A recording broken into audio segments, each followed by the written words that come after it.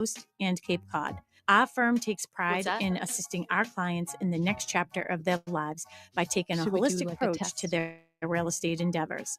We believe that every move should be a moving experience. Every week, my co-host Melissa Wallace and I will provide you with my team's unique marketing approach to selling homes and share with you our expertise in navigating the home buying process. We value the experience of our agents at Boston Connect Real Estate so much that not only will you hear my perspective on real estate topics, occasionally you will hear the expert thoughts and opinions of our experienced agents at Boston Connect Real Estate. Be a part of our roundtable. If you have any questions during the show, please call 781-837-4900. We'd love to talk real estate. Follow us on Facebook, Instagram, and wherever you want to listen to us at Talk Real Estate Roundtable. If you would like a one-on-one consultation with me and my team to discuss needs, you can connect with me at bostonconnect.com or 781-826-8000. Now, sit back, relax, take good notes, and let's talk real estate. And good morning to all my South Shore neighbors. You are listening to Talk Real Estate Roundtable. My name is Melissa Wallace, and I am joined live and in studio by the one and only Sue Bollinger. Good morning. Good morning. How are you? Well, I'm doing okay. We were literally just talking. I can't believe I just asked you that because we were just talking about how crazy life is right now. It's crazy. And it's not just real estate, it's life in general. Yeah. Because guess what? We do have lives. Yeah. But yeah, wild. Wild stuff going on. Yeah. Oh my gosh. And not all of it good. So I'm thinking about you and everybody. But oh my gosh. What a life right now. It's been sort of a crazy week. Like I was just telling you, my son's car was hit by a tow truck driver. Yeah. Fell asleep at the wheel. Yep. And totaled his car, his brand new car, by the way. It's only 6 months old, I think. Yeah. And then my son's girlfriend was hit by a car. Yeah. I mean, when you told me that, I was shocked. I'm like, I mean, I know it happens every day, but when I just can't even believe, how do you not see somebody crossing the street? It's just crazy. She was hit by a car, thrown 20 feet. And she's in the hospital now. Prayers are welcome, by the way. Yes, we are praying for. And what's her name? Mylia. Yes. Okay, so we're praying for Mylia. I cannot even believe this. Yeah, it's just nuts.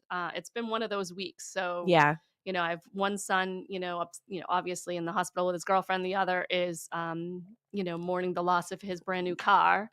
Yeah. Which is I'm pretty sure it's totaled. We'll find out on Tuesday, but well, hopefully because it was not his fault, and and he was this in a guy coffee shop, works for a company. Hopefully it'll all be taken care of. Hopefully. But what a headache! I know, what a nightmare. Mm-hmm. But I mean, it's it's a weird. I don't know if the stars are aligned a certain way, because I'm having real estate stuff happen. That's crazy too. Yeah. So we're I know we're going to be talking about some myths today, but getting real about real estate is, we try to talk about the real things on this show, and sometimes things don't go well, and sometimes you catch people doing things that they probably shouldn't be doing, which is something that you've experienced this week, and you have to put on your hat of being no, I'm going to keep the best interest of my client, and you're doing something wrong. So we're moving on to somebody else. Yeah, exactly. And that's what's happened this week, because there was a deal that is not coming together. And I mean, I think we could probably hold it together. I don't think it's worth it. I think we had 5 offers on one of my listings, and we're going to move to the next offer because moving on. Sometimes you just have to call it. You got to call it. Gotta call it. So, well, I want to give you a minute to reintroduce yourself. I know you've been on the show a million times, but in case somebody hasn't caught one of your past shows, reintroduce yourself. Absolutely. My name is Sue Bollinger.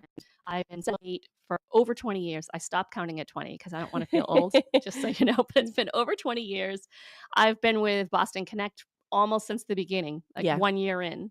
Wow. So I've been selling real estate full time. I work with both buyers and sellers throughout the South Shore. So there you go. You live here in Pembroke? Yes. Live here, right here in Pembroke. I've raised my family in Pembroke.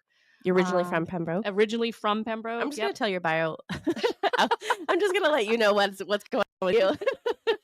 And this is where you lived. I love the town of Pembroke, and I'm involved in a lot of things with the town as well. Yeah. So I'm on the school committee and not chamber. grievance, but what's the next one up? So right? I also serve on the professional standards for Massachusetts Association of Realtors. Yeah.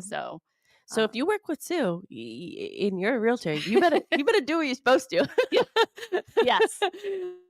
So you better do it because she knows the rules. I know the rules, and that's what happened this week. To be honest, like somebody didn't follow the rules, and it was really frustrating. I was calling Sharon, like, "Can you, Yeah. So what do we do now? Yeah.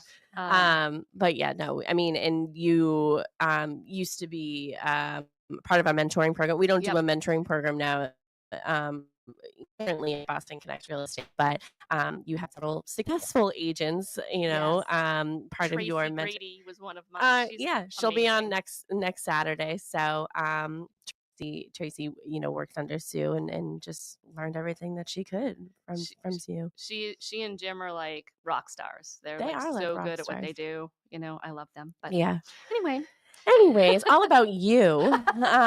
So I try to, when I have a guest, I try to ask them, what are some things that are going on in your business you want to talk about, or any topics you want to talk about? And you came up with this one. Yes. So any particular reason you wanted to talk about some real estate myths, whether they're here on the South Shore or just really in general for real estate? Any reason why you wanted to talk about this? Well, these are like questions that I get all the time. Honestly, people just ask me, some of these are like, things that people ask. Yeah. And I think they're common misconceptions or myths, or, people just don't understand what's going on in the market. So I think it's important to address them. I think so too.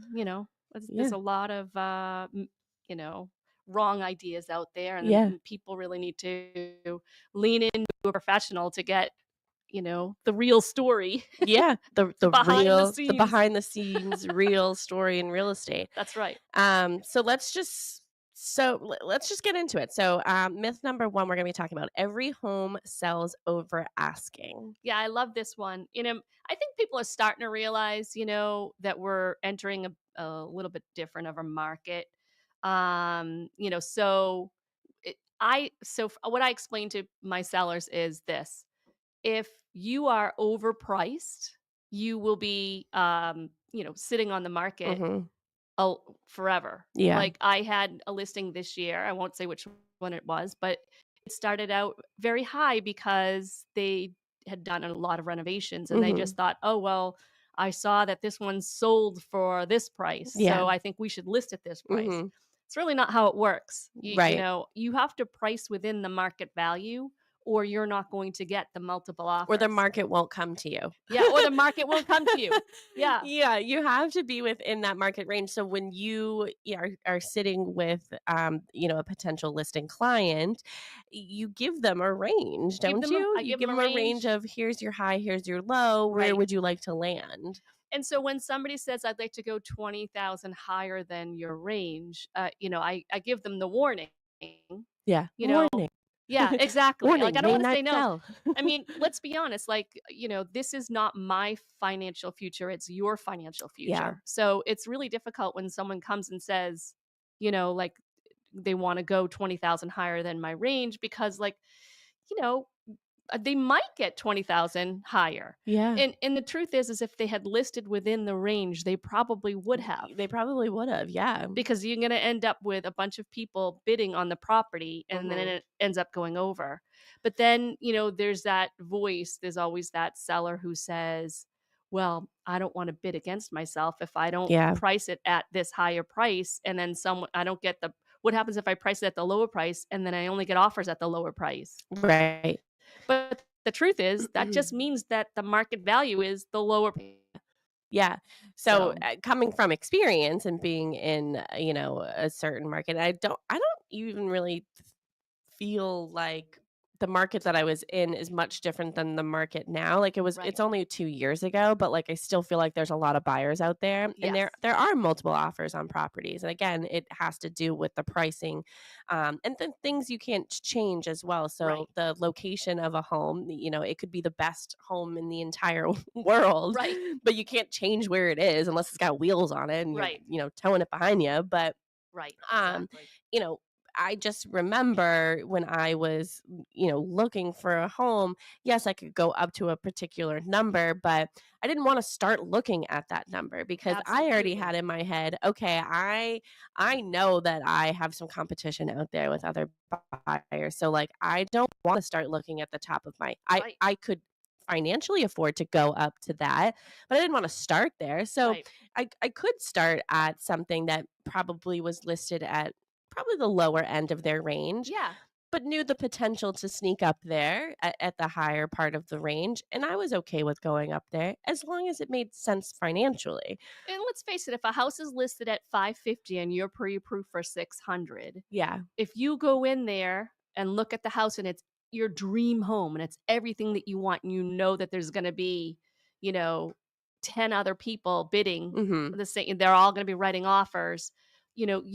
Of course you're going to do something. You're going to increase your price. You're going to like try to give your best offer, potentially even going up to 600 if you're pre-approved for 600. If that seller lists that at 600, just like you said, you're going to think like, oh, well, should I even I don't want to go up to 625 or like I can't afford to, or like I feel like you already have in your head like, oh, I can't afford that house. I can't afford it. And then when it starts to sit, you're like, oh, well, what's going on with it? Because most buyer's agents, most good buyer's agents instruct their clients, don't look at the top of your price range, because then there's nowhere else to go from there. You're already done. Exactly. You're already at the roof. Yeah. You have nowhere to go. Exactly. I was just going to say something. You said something that I know, but I know us.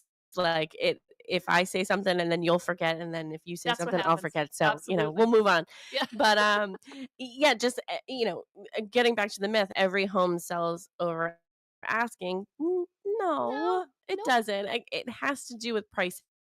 You have to price it. You have to have a pricing strategy. If a seller is okay with sitting on the market, because sometimes that happens. Hey, let's test the market. We have some time. We don't necessarily have to sell in the next month or so. Like let's test it. Yeah, that happens. Yeah, absolutely. But then you just sort of see, you kind of get backwards momentum. Like you just sort of see where the market's at, and you don't ever, ever, ever want your property to have this stigma of, oh, what's wrong with it? It's been sitting there. Why did they price it so high? So it really just depends on where your motivation really is as a seller. And I do find that if I say list it between, 525 and 575, and then you list it at 600, I do find that you end up getting at the lower end of that range, because it sits in the market. And then after a couple of weeks, people are like, what's wrong with that house? It hasn't sold. What's wrong with it? In this market, it happens all the time. Yeah. Why hasn't it sold yet? And then people are like lemmings, like they don't like to be the outlier. Yeah. And so they think, okay, well, all these other people thought something was wrong with this house. So there must be something wrong with it that I'm not seeing. And then they don't go look and they don't make a bid. Yeah. So there's a whole psychology behind it, and pricing is so important. So we watched, I know Ginny Wandell is watching. She's a full-time realtor here at Boston Connect Real Estate. She said, speaking of rock stars, ... that's you, Sue. Oh, Ginny, you're the best. I think that of Ginny too. She's like, I know, one of the she best really is. agents. She is. I love working with Ginny. She has a myth too, and we'll get into that one once we're over this one or a couple of them. But Ginny and Sharon and I a couple weeks ago sat downstairs and watched this Brian Buffini. Sort of like bold predictions, or like what's going on for the rest of the year, or sort of where the market is. And there are some places in this country where it has switched to a buyer's market. Yeah, for sure. And Florida. I think that, Florida, it has switched to a buyer's market. And this is the thing, like every few years or 10 years or whatever the algorithm is, it does change. It flips. And I think that, at some point we might see it flip back to a buyer's market, because potentially some of these seller clients sort of missed that window of opportunity of selling, during the COVID times, and even after, Right. even up till now, of, okay, where there was such crazy bidding and, going over so much. And, but the factor that is no longer is the interest rate was so much lower than it is now. So, Yes. but on the flip side, that's why a lot of sellers aren't selling, is because, why would I sell my house? I have a 3% interest rate. Absolutely. So trying to make their current home work. Yeah, absolutely. So I mean, I totally understand that. I think about it sometimes too. Like, would I want to, sell? Taya's going to be my daughter. My youngest is going to, graduate high school this year. Do I really want to like sell my house maybe and maybe buy right size, as we say? yeah, But if I were to get a mortgage, the mortgage would end up being more than what I'm currently paying because of the interest rate. So why would I want to do that? exactly. So Exactly. I think a lot of people sort of have that same mindset. So every home sells over asking. Yeah. Not particularly, especially when it's a buyer's market. They sort of have like home court advantage. Yeah. know. But yeah. So myth number 2, waiving contingencies is the only way to win. I know that's a good one. Oh, Because Tracy is saying come to Nashville with us. you know what? I just might in a few years. True. Well, Tracy has been pretty vocal lately about, the next couple of years they're going to be selling their home in Hanover and moving to Nashville full time. Well, that kind of makes sense for them because they makes have, sense. Yeah. because their daughter. Yeah, their daughter is there. Can't really blame you, Tracy. Yeah, we don't blame you. We're upset, but we don't blame you. But Tracy is saying that once you sell your home in Pembroke, then maybe you guys, we can have like one of those like compounds where like, former Boston Connect agents are just living together in this compound, like a little cult down there. Absolutely. we might have to figure that out. I know. Although I'll probably always have something in Pembroke. I'll buy something small and then have a place somewhere south. You always want to have something in Pembroke? Well, I don't know that my kids will want to go south. And like that's important to me, is to be around my kids. So I need to have a place close to them. So that's where I am right now. She's saying no income tax, build a compound. All right. We might have to. Looking at licensing in Tennessee. Look for some land the next time you're there, Tracy. Yeah. Dee is on Facebook. She says, "Good morning, ladies." Hello. Good morning, Dee. Hello, Dee. If you want to join in on any of this, anything that we talk about today, any of these myths, if you have a myth that you want to debunk or anything, you can give us a call or you can text the studio 781-837-4900. If you're shy, we are on Facebook and Instagram. I don't know, YouTube too. We're somewhere, anywhere. Just find us. Yeah. So you can follow Boston Connect Real Estate or Sharon Costa McNamara Horton Group. I know you shared it as well. Yes, I shared it. We're everywhere, so you can see us. We're waving. Hello. Say hello to us. Okay, so getting back to number 2. So waiving contingencies is the only way to win. It's really, there's so many factors. Waiving contingencies, yes. It always is better to have less contingencies, but sometimes the seller wants something like maybe they want a lease back situation, just to be able to stay in their property for a month or two after closing. Yeah. So like they'll sign a use and occupancy agreement, which allows the seller to take their funds and not have a home sale contingency. Yeah. So sometimes little things like that, or, you don't have to wait. First of all, the home inspection law is about to go into play in October, where, there will be no waiving the home inspection. You will, you're not going to be allowed to do that. The sellers aren't going to be Well, you can do it, right? Is my understanding is you can do it, but it can't be part of your offer. So, like, once it gets accepted, then you can tell the seller, okay, by the way, I am waiving my home inspection, or I'm not waiving my home inspection, but it won't be part, like, that whole section will be taken out, right? You can't take it. You can't like take it out of the offer, basically. So, that won't be a factor anymore. But sometimes you can have a cash buyer that's offering on that 550 house, they might be offering 5, where someone with financing might be offering 6, and so it might be worthwhile. So it's not always, taking away the contingencies. Yeah. You have to have a compelling offer. You still need to work with your agent. I have like a whole list of strategies. I actually put together a book that has a bunch of strategies in it. So whenever I work with buyer clients, I give them the book and say, okay, these are our strategies. I want you to refer, look, whenever we go to write an offer, we're going to open this up and look at the strategies. I want you to know like what we have available. I think it's also important to note that instead of waiving contingencies, you can create or come up with this creative strategy, like that you don't have to waive the contingency. So you could do a larger deposit that might look more appealing to a seller.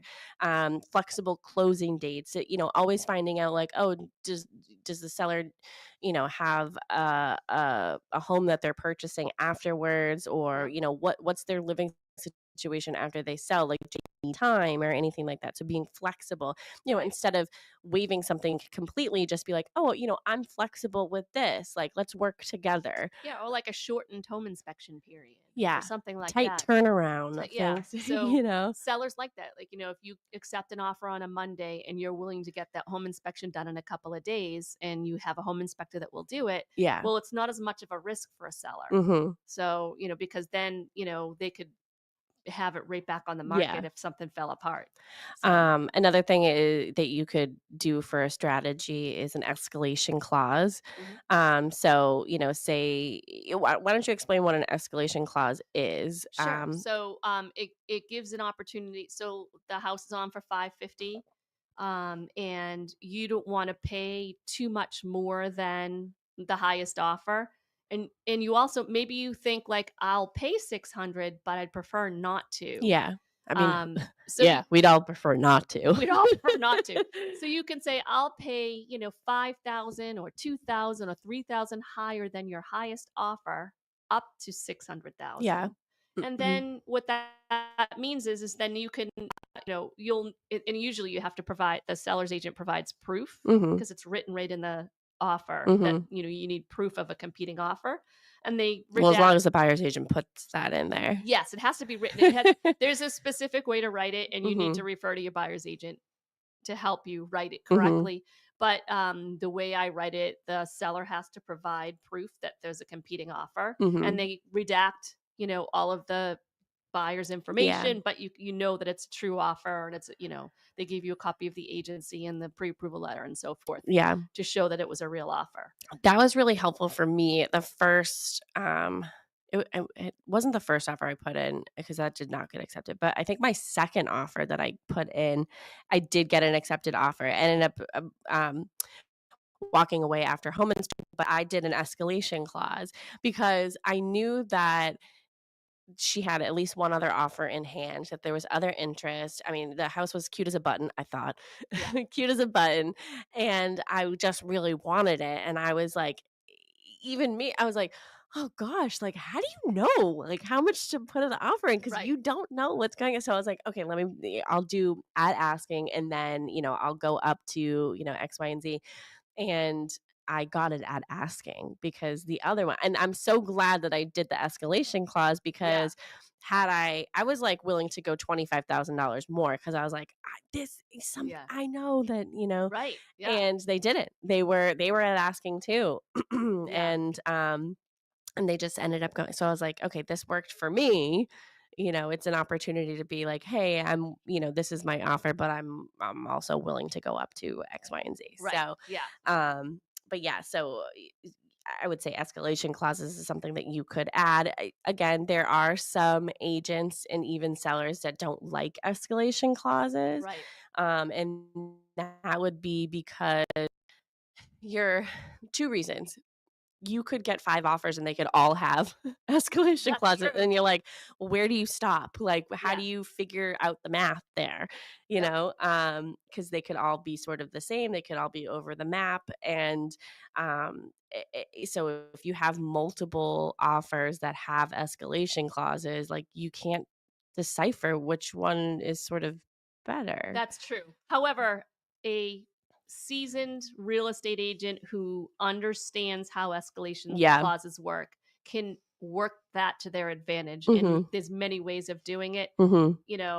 but there's, so I always allow them because I feel like I can work it, Mhm. but other agents may not Yeah. feel comfortable doing it. So The other reason why some don't like it is because you're essentially putting on a piece of paper like, "Hey, I'll give you this. I'm willing to go to the other price, but I right, don't want to." It's like, "All right, well, yeah, no, none of us want to pay what it is at the grocery store, but we right. we do." So, it's kind of like, "Okay, yeah, I'll pay I'm offering you 400. I'm willing to go to 450, but I'm not going to offer that, up front. Like you got to Right. figure out if my offer is good enough. You tell me what I'm purchasing it for." So some people don't like that strategy. Yes. Nope. I get that. I completely understand. But Yeah. um, Again, it's a strategy. it is. It's a strategy so you don't have to waive some of these contingencies. So we had a question about we have to go back to so Oh, yeah. Okay, let me do not not that that one. one, but the one before.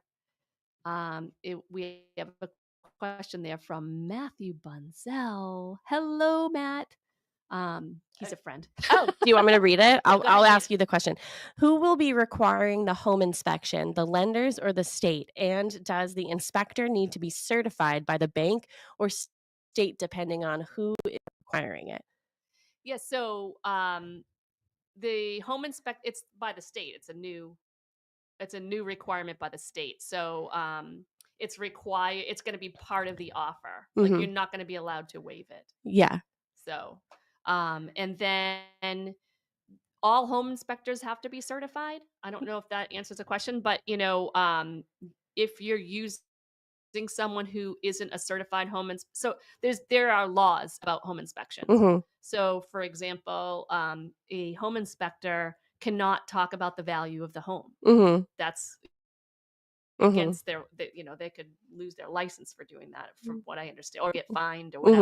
whatever. But they're not allowed to talk about that. So when a buyer comes in and hires a home inspector and they see like cracks in the foundation, they're not allowed to be like, oh well, this house is worth at least 20,000 less. Like, Yeah. by the way, happened early in my career. Oh That happened gosh. before it was like they got a little bit more strict on those laws. Mm-hmm. But so the home inspectors really need to be certified. You don't the buyer doesn't have to do the home inspection. Yeah. So that's the key thing. It's not like the state's requiring the buyer to do a home inspection. The state is requiring that the seller not accept an offer that Yeah. waives it. It's not And going to that's the be a difference. contingency anymore. So they Yeah. can't, you can't sit with your seller and have them say, "Okay, I want to automatically eliminate any offer that has a home inspection." Right. So then you don't even look at those offers anymore. So then all that's left on the table are the ones that waived that contingency. Well, Right. moving forward, I think after October maybe, Yep. that home inspection contingency is no longer going to be in the offer. So you just see every other contingency, every other space that you fill out. And so it's fair game for everybody. Yeah. There's some people who don't like it and some people who do like it. We'll see moving forward how it works out. But moving forward after October, it's been pushed a couple times. So who knows if it's, really going to be October. Hopefully it is. Right. But, you'll get an offer. You don't know if they're going to do a home inspection or not. You can't ask because again, it is not going to be a contingency that is going to be in the offer. So Yeah. if you accept an offer, then the buyer's agent has an opportunity to say, "Hey, we are going to be doing a home inspection, or we are not going to be doing a home inspection." So come October, all of our forms will be changed, where it's not a contingency in there. Yeah.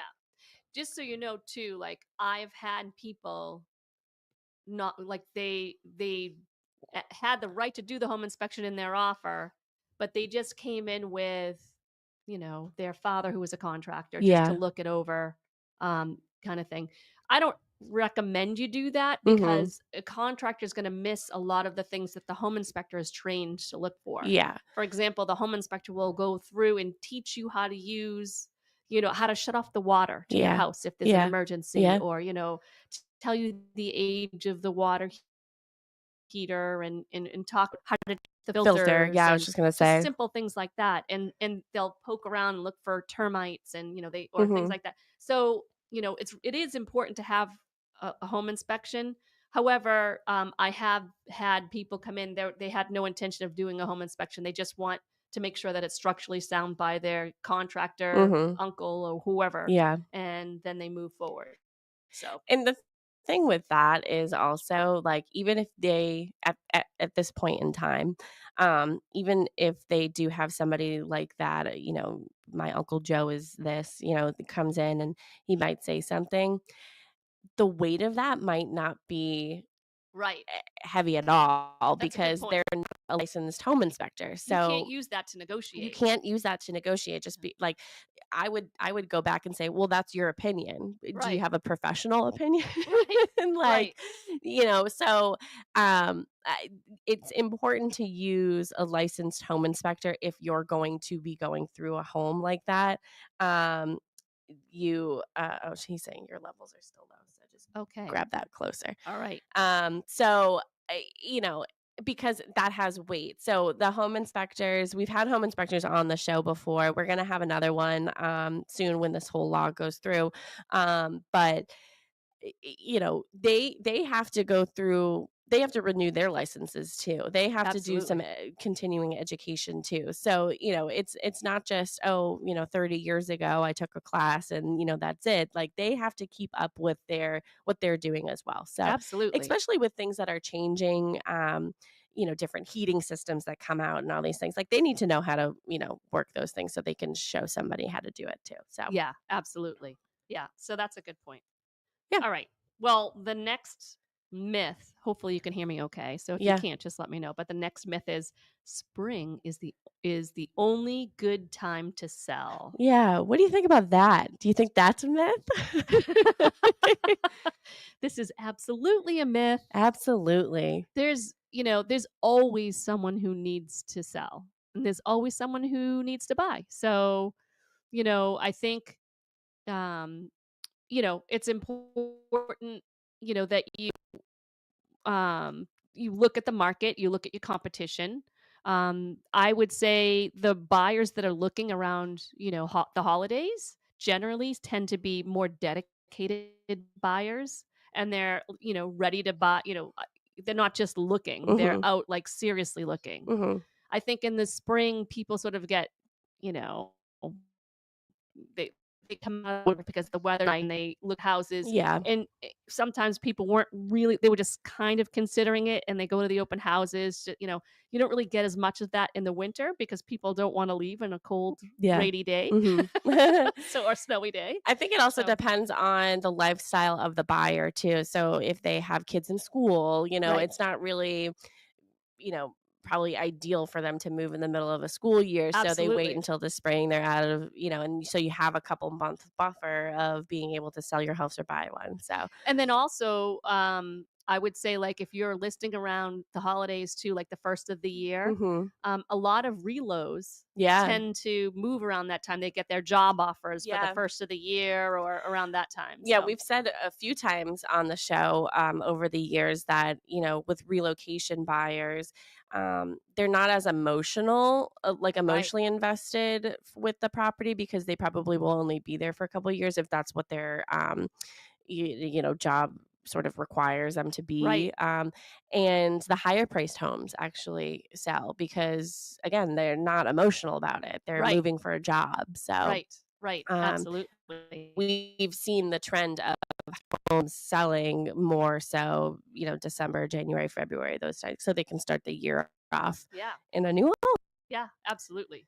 So bottom line, the real estate market is active year round. There's always a buyer out there There's always a buyer. will want to There's move. always a seller. There's always a seller. There's a bum for every seat. There's a house for every buyer. That's right. Yeah. That's what I like to say. Yeah. I mean, I have said it a million times. I'll say it again. The right time to sell or the right time to buy is when you are. So that happens every single day. There are things in life, whether it's new life or life ending, that could push that decision to buy or sell something. So absolutely, like I said, whether you're in the process of beginning a life or ending, then there you could be selling a parent's home or buying a new home for your growing family. Anything like these things happen every single day. That's life. Yeah, absolutely. So there's always a house being sold and there's always a buyer looking for one. Absolutely. Let's see, next one. Let's get to Ginny's. So we have a phone call. Yes, we have a phone call. Who's on the phone? We have Dee in America's hometown. Oh, hello, Dee in Plymouth. Hi. How are you? I'm good. Haven't talked to you in a while. I know. So I want to talk about the sold as is. Okay. So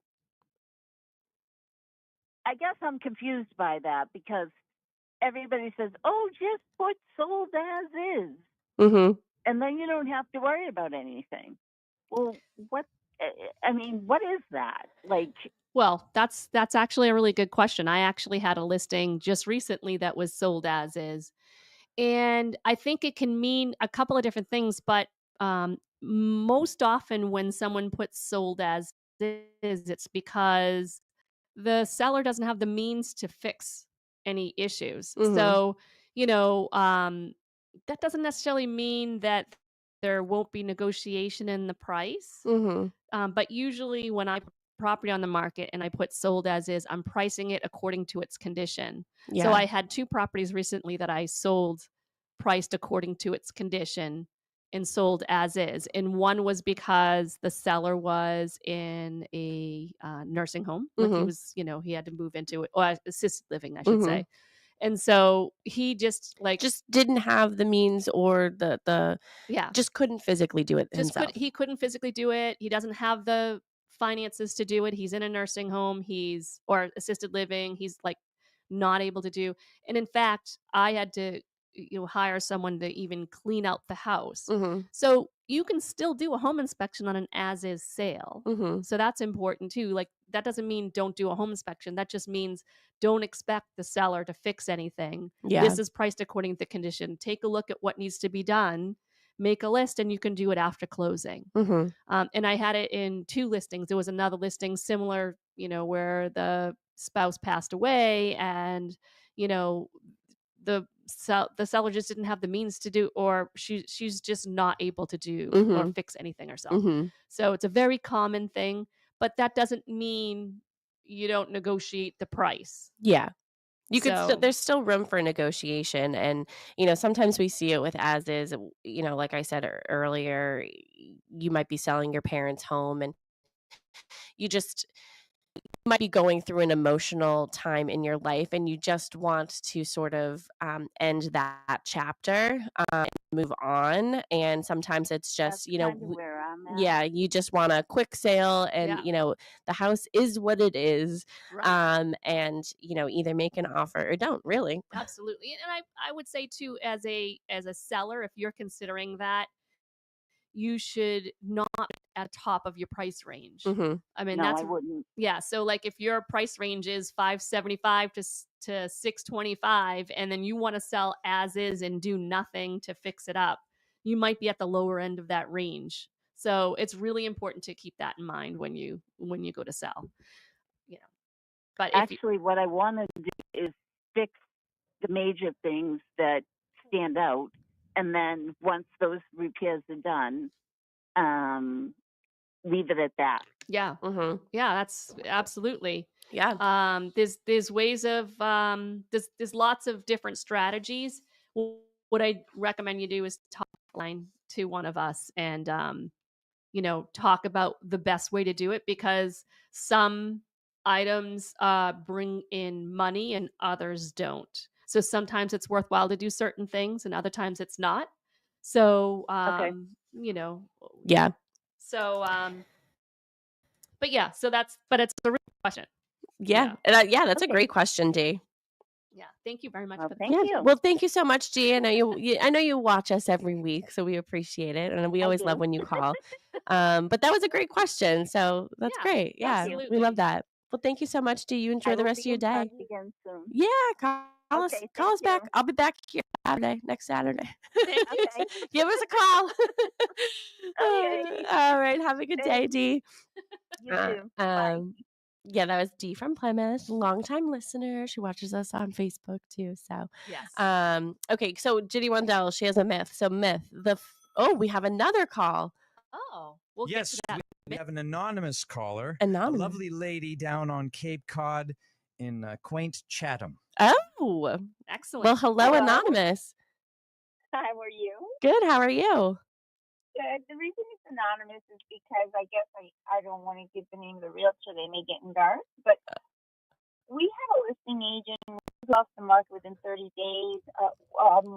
He was dead cheap because he tried to get my mother, who was older, to come down on the price verbally on the phone, and he refused to turn in any written offers unless she would come down, and it's about $300,000 under market value of a home worth around 1.2. Wow. Oh, So I thought that was unethical. What do you think of that? Isn't that taking advantage of a homeowner and afraid of rejection of an incoming offer, knowing it's going to be low, because we think he had two buyers, one invest at a low price and he wanted to get a second commission and fix up the kitchen maybe, or do something, and then bring in the second buyer, list it again, and then bring in the second buyer and get another commission, and then the profit for that buyer. Oh, wow. So a couple of things, like I don't know this particular situation, but generally speaking, listing agents are required by law to show the seller every single offer that comes in. Yeah. So the listing agent is required to show you that offer, Good, bad, or ugly, Yes. every single thing that comes through, even if it's not even complete. I don't think it was in writing. He was trying to psychologically bring the seller down before putting it in writing, and I thought that was abusive a little bit. Yeah. Yeah. So you're saying that he had a potential buyer himself, and he wanted. He had several. He had 200 people at the open house. Wow. Wow, that's a lot of people. Wow. Yeah. That I mean, yes, I would say that it's not ethical to especially if you don't have anything in writing, to call your seller and say, hey, like, I think you should come down $300,000 and accept this offer. I don't know, what's your thought on it? Well, generally speaking, I don't want to get into the way of a real estate relationship in any way. Mm-hmm. But generally speaking, I would say to any seller, if they're getting notice of an offer, Mm-hmm. I would recommend that you say, I want to see it in writing. Yeah. And I'll let you know then. Yeah. And just leave it at that, just to make sure it's a real offer. Because sometimes people throw out offers and they're not real offers. I had that happened recently with an off-market listing this year with somebody that I know. They got a low-ball offer it wasn't even a low-ball offer. It was an offer on their house that needed a lot of work. Mm-hmm. And they thought it was a real offer, and they were trying to work with it. And they eventually had to list because it wasn't a real offer. Yeah. So, verbal only goes so far. You Right. want to get that in writing. So I would recommend, if anybody's ever in that situation, that whether, you should just talk with your agent and say, let me know, just get it in writing and I'll let you know then. Yeah. Also, something that you could do is, if for some reason you ever feel like uncomfortable or kind of question some of the motives of any agent, really, you can pick up the phone and call their broker. Absolutely. And just discuss the situation with them and just say, is this sort of way things are? Is this something that is a practice, and sort of use them as a sounding board. It's their responsibility. that's really nice that you said that. Sorry to interrupt, because he actually got his broker to call a family member of client's seller, because he knew that the family member was educated in real estate and a realtor in another state, and told that family member and threatened that family member not to negotiate with their family member who was the seller client, because they didn't want that family member to influence the seller, and it was their daughter. It was the seller's daughter. Well, I mean, is that allowed to call the family like that to come between a family like that in a negotiation? I mean, I wouldn't necessarily. I would have to look at the code of ethics for a realtor. I don't know if this person's a realtor or not, but we do have a code of ethics that go. But even without the code of ethics, it could potentially. I mean, I would have to know more information, of course. But what you could, what people can do when they're in a situation like this is you can call the Massachusetts Association of Realtors, and there's a way to report these things. And that's actually what I do. That's what Stu does. Yeah, I'm on the Professional Standards Committee, and so when a member calls and has complaint about something unethical that's happened, they assign you. They tell you how to fill out the form, and then it gets put before a board of 5 people, and you go and you say your complaint about the realtor. And if the realtor is found, guilty of, ethics charges, they get, fined, or have to go back for, continuing ed, or, there's disciplinary actions that take place. So, if you really feel that this person was unethical with you, that's your first route, is just to let the Massachusetts Association of Realtors know. How long do you have to do that after it happens? I believe it's either 6 months or a year. It might be a year. But definitely call. I don't know off the top of my head. I feel like that there is a time limit on it. You can't go back, 5 years ago and say this happened. But if it was 6 months ago, you could certainly call and complain. I think a year, to be honest. And I would especially a big company like King & Grover Compass, that should not be, that should not happen. Right. So, again, like there's a whole due process for realtors, and, they get a chance to say their side of the story. You do your complaint, and then they get a chance to say their side of the story, and they go before a committee that makes a decision. So, definitely worth, exploring. For sure. Definitely. Well, thank you so much. Time on the show. Oh, well, thank you so much, Anonymous from Chatham, and for listening and for calling in. We appreciate it. But like Sue said, if there's something you want to explore, definitely call the Massachusetts Association of Realtors, and you can sort of get this all figured out. Yes, absolutely. So much. All right, well, enjoy your day, Anonymous. Enjoy the beautiful weekend. Yeah. Me too. Happy Labor Day. Thank you. Happy Labor Day. So 2 callers today. That's excellent. And some comments. Yeah. Michelle Fay, who's a full-time realtor here at Boston Connect Real Estate, she said, she agreed, the right time for you is to buy and sell. We have only gone through 3 myths? And I had a whole list. Oh my gosh. You might have to come back in a couple of weeks and figure this out. Yeah, keep going. But we only have about 5 minutes left in the show. All right. Pick your next favorite one, and we'll fly through that one. And then the rest we'll save for the next show. This is one. The first offer is never the best offer. Yeah. I actually think the opposite is true. Yeah. The first offer is the best offer. Yes, in my experience. But usually the first offer is the strongest, because what happens is, you want to be the first offer in. It's usually within the first week of the listing, or putting their best foot forward. Yeah, absolutely. I think the longer it's on the market, the lower the offers become, and I think we talked about this earlier too. The offers get lower and lower, so that you end up lower than market value if you're overpriced. So the well-priced properties get the multiple offers, and then the first one in is usually the strongest because they're the most eager. Yeah. So, early bird gets the worm. Is that? Yes, absolutely. Absolutely. Yeah. I had one about, I was going to say, what do you think of this? Zillow always has the right market value. Oh, what do you think of that myth? Well, it's funny because I always look up a Zillow value. So just from the beginning of time, I've always, every time Sharon or Mary has like an appointment, I've always put together a little folder for them. It's really not my responsibility anymore, but I still do it. I whatever. It takes 5 seconds to put together all this information for them. So I've always just done it in the 9 years I've been here. But I always look up the Zillow value, because everybody's looking at like these third-party sites to say like, oh, I think my house is worth this. So I decided to look up my own. Oh, yeah. Oh, that's awesome.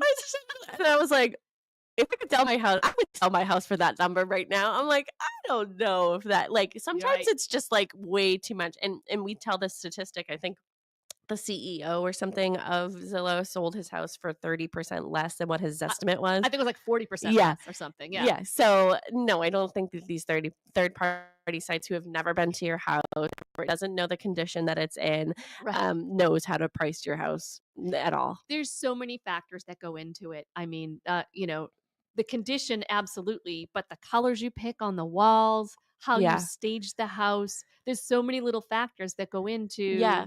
These third-party sites don't know that your roof is, 30 old, or that you have a leak, or that your septic system failed. Like, they absolutely don't know these things. They've just taken information from the town and sort of like divided it up. Yeah. So like, okay, you get $500,000, you get $600,000. Like, it's just not accurate. It's really not accurate. So you can get like a general range if your house was in great condition, because they're basing it on solds. Yeah. But you should really never go by one of those automated sites. Call your realtor. I think my estimate was like, okay, so I bought my house almost 2 years ago. So in November it'll be 2 years, and it's like maybe $95,000 more. Like, and I was like, I could use $95,000 right now. I'm like, oh, well, maybe we are planning a wedding. I know. We are planning a wedding. So I'm like, well, maybe I could throw it on for that number and see what I get. No. But no, I do not want to go back into the buyer pool. But if you're in the buyer pool and you want to look at a house, how can I get in touch with you? Please call me directly. 508-317-5729. Give that number one more time. It's 508-317-5729. Or you can email me at S as in Susan Bollinger, BOLLINGER at BostonConnect.com. Yeah, and you can go to connected.com to find all of our contact information, anybody who's been on the show with us. And why don't you tell everybody where you're going to be this weekend? Are you at Cushing Trails today? I am at Cushing Trails today from 10 to 12. So if you want to stop by Hanson and look at the new construction condominiums, it's beautiful. It is beautiful. I believe Mary is at Cochise today from 10 to 12. That's in West Bridgewater. So if you want new construction in West Bridgewater.